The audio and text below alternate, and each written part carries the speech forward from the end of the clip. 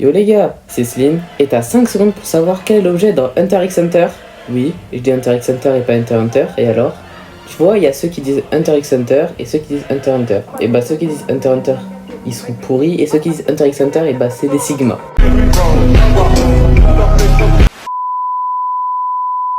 Dites-moi en commentaire comment vous le dites. Du coup, et bah à partir de ces dessins, vous avez 5 secondes à partir de maintenant.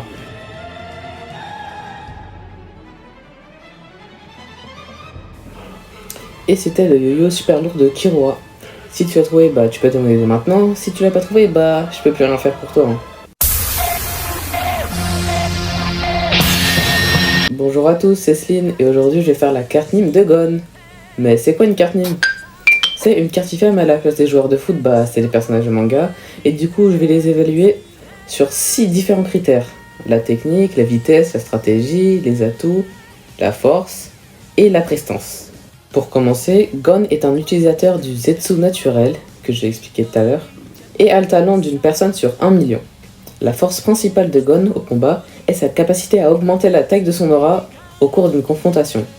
Ce processus est complètement inconscient et dépend fortement de son état mental.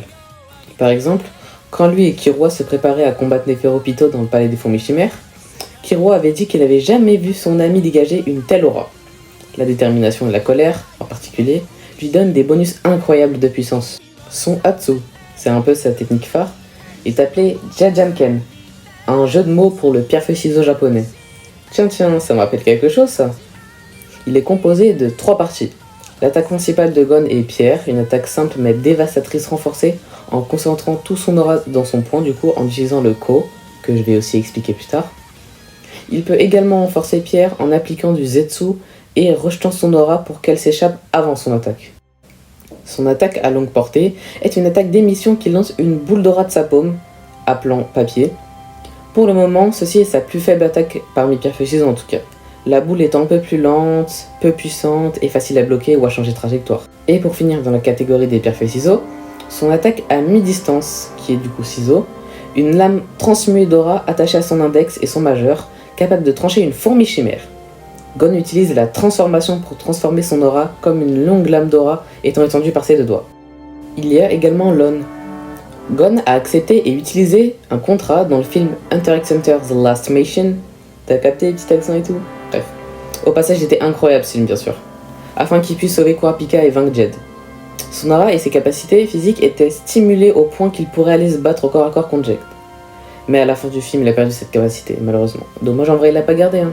On peut donc noter en réalité que c'est 3 techniques issues d'un seul pouvoir, le Nen. Je compte même pas Lon car à la fin du film il l'a plus. Du coup je lui mettrai un 67. Ce sont de bonnes techniques de combat mais en ça, ce sont des versions différentes de leur pouvoir.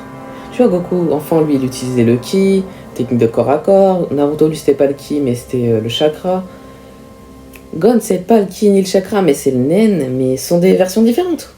En vitesse, Gon a montré qu'il en possédait et que ses réflexes étaient si rapides qu'il pouvait réagir à la moindre trace de danger rapidement. Avec sa vitesse et son agilité, il peut créer plusieurs images émanantes de lui-même. Décidément, il copie beaucoup ce Gon. Sa rapidité est principalement utilisée pour esquiver les attaques de l'ennemi et de réagir immédiatement après avoir été frappé. Il est infatigable, il peut résister pendant de nombreuses batailles et sessions de formation. Du coup, je lui attribuerai la note de 76. Maintenant, c'est au tour de la force. Gon a une grande force car lui, Kurapika et Léolio ont coopéré pour ouvrir la première porte de la vérification qui pesait quand même 2 tonnes avant d'apprendre le Nen. Comme son aura est renforcée, il a réussi à vaincre Nobunaga au bras de fer. Gon a montré être un peu insensible à la douleur.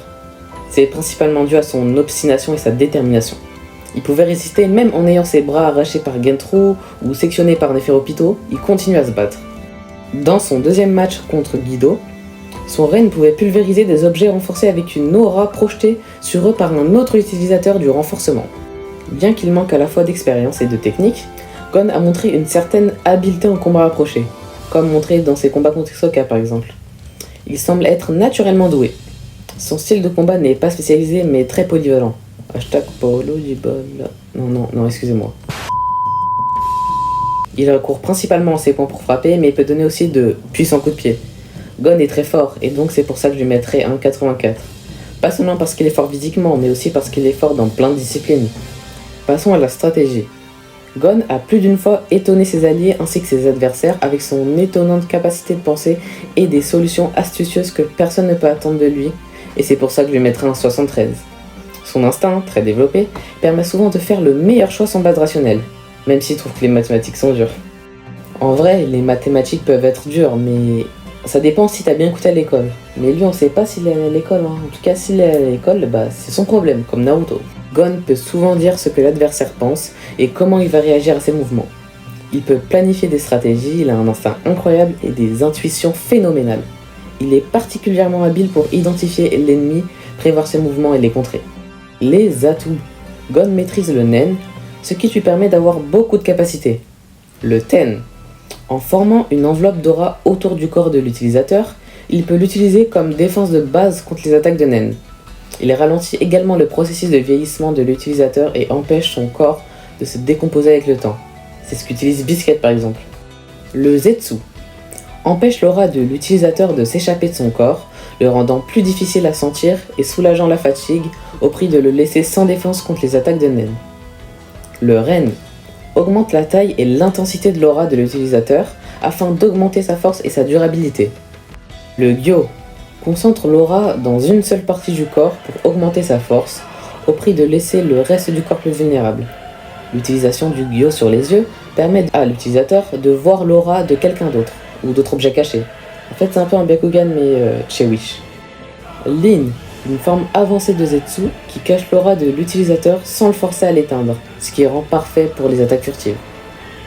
Len élargit l'aura de l'utilisateur dans un rayon sphérique autour de lui, lui permettant de sentir la forme et le mouvement de tout ce qui y pénètre. Le Shu étend l'aura de l'utilisateur sur un objet qu'il tient, augmentant ainsi sa force. Le Ko, elle concentre toute l'aura de l'utilisateur dans une partie de son corps, la rendant incroyablement puissante, au prix de l'absence totale de défense du reste du corps. Le Ken, une combinaison de Ten et de Ren utilisant Ren pour renforcer l'aura de l'utilisateur avant de s'en envelopper, offrant une plus grande défense que Ten. Et enfin, le Ryu, l'utilisation en temps réel de Gyo qui permet de déplacer la concentration de l'aura entre deux parties du corps en succession rapide. D'autant plus qu'il possède de grandes capacités physiques. Gon a une vision qui dépasse celle d'un humain normal. Il peut voir et se battre dans l'obscurité ou facilement repérer les personnes dans les bois ou du haut d'un arbre. Un exploit que Kurapika juge impossible pour les normes humaines. L'ouïe de Gon est surhumaine. Il peut suivre les personnes en suivant juste leur parfum, même dans les endroits très fréquentés où différents types de créatures y vivent. Il a beaucoup de force, de vitesse, d'agilité, d'endurance, de durabilité, de résistance, il est intelligent. Ah ouais, aussi guérit très rapidement. Il est en plus un utilisateur du renforcement, mais il y a eu des cas avant même qu'il ait appris le Nen, comme par exemple un témoignage de Hanzo quand il lui a cassé le bras. Les blessures qui devraient prendre des mois à s'en remettre ont été guéries en quelques semaines avec Gon. C'est vrai pour les poisons et les toxines, comme on voit quand par exemple Gerita l'a paralysé pendant l'examen des Hunters. Selon lui, Gon devait être incapable de se déplacer pendant 10 jours, alors qu'Hisoka croyait que 4 suffirait. Finalement, Gon se releva aussitôt, après que le poison eut l'effet. Il a réussi à suivre Hisoka pendant plusieurs jours sans être détecté. Son aptitude à dissimuler sa présence est une compétence tout à fait naturelle qui n'a pas été acquise grâce à toute forme de formation, mais plutôt grâce à son contact avec la nature. Comme quoi, c'est bien d'aller en forêt et être en contact avec la nature. C'est aussi un expert en pêche. Au début de la série, Gon a réussi à attraper le maître de l'étang, un poisson que personne n'a été en mesure d'attraper pendant des années. Gon sait beaucoup de choses sur les animaux, en partie de sa vie sur l'île de la baleine. Ça s'avérait particulièrement utile lors de la lutte contre les fourmis chimères. Il est capable de se lier spontanément d'amitié avec des animaux et peut apparemment même communiquer avec eux dans certains cas. Ah ouais, et vu aussi qu'on parlait de pêche il y a 30 secondes, et son arme à Gon, lui, c'est une canne à pêche. Wesh, canne à pêche. Elle peut être utilisée pour s'agripper à des objets éloignés et voler des objets à l'adversaire.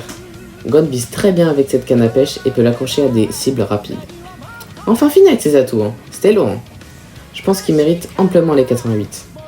Et pour finir cette carte Nîmes, je vais terminer avec sa prestance. Gon est un garçon athlétique et sympathique qui est à la recherche d'aventure. Après avoir passé beaucoup de temps dans les bois lorsqu'il était enfant, il est devenu très gentil avec les animaux. Il est énergique et est connu pour être simple d'esprit et déterminé. Simultanément, il s'efforce continuellement d'obtenir une plus grande puissance, devenant souvent exceptionnellement fort dans sa colère. Mais la colère de Gon conduit aussi à des tendances très téméraires. Lorsque ses émotions prennent le dessus, Gon devient irrationnel et complètement inconscient de toute autre chose. Ça peut aussi lui donner un esprit clair et le rendre très froid par moments. Il est extrêmement confiant en ses capacités. Parfois, il ne se rend même pas compte quand l'adversaire est beaucoup plus fort que lui, ou c'est même après qu'il s'en rend compte. Indépendamment, il continuera à se battre. Il refuse de se voir comme inférieur contre n'importe quel adversaire avec qui il est en désaccord, y compris ceux qui sont clairement plus forts que lui. En dehors de devenir Hunter et de retrouver son père, il désire la force par-dessus tout. La plus grande insécurité de Gon réside dans sa faiblesse de ne pas être en mesure de protéger ses proches.